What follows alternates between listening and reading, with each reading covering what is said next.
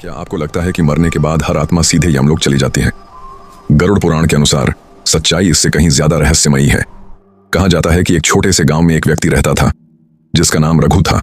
वह बहुत ही सीधा साधा इंसान था, लेकिन उसकी मौत एक भयानक दुर्घटना में अचानक हो गई। गांव वालों ने उसका अंतिम संस्कार तो कर दिया, लेकिन कुछ अजीब होने लगा।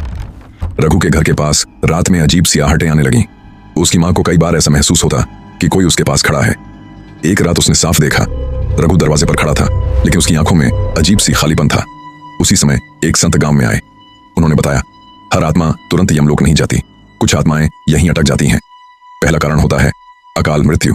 अगर किसी की मौत उसकी तय आयु से पहले हो जाए तो शरीर तो मर जाता है, लेकिन आत्मा का समय अभी बाकी रहता है। ऐसे में यमदूत उसे देखते तो हैं, पर ले नहीं जा सकते। तब तक वह आत्मा धरती पर भटकती रहती है। दूसरा कारण होता है अधूरा संस्कार। अगर किसी का अंतिम संस्कार सही विधि से न हो या पिंडदान न किया जाए तो आत्मा को आगे बढ़ने की शक्ति नहीं मिलती। वह यमलोक तक पहुंच ही नहीं पाती और प्रेत योनि में फंस जाती है। और तीसरा सबसे गहरा कारण है मोह।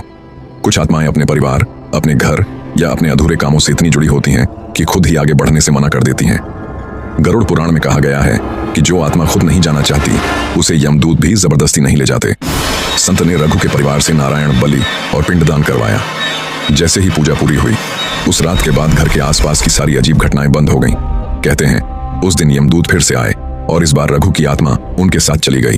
तब से गांव वाले मानते हैं हर आत्मा तुरंत यमलोक नहीं जाती। कुछ आत्माएं समय, संस्कार और मोह के बंधन में बंधी रहती हैं। और कौन जानता है, ऐसी कोई भटकी हुई आत्मा शायद अभी भी आपके आसपास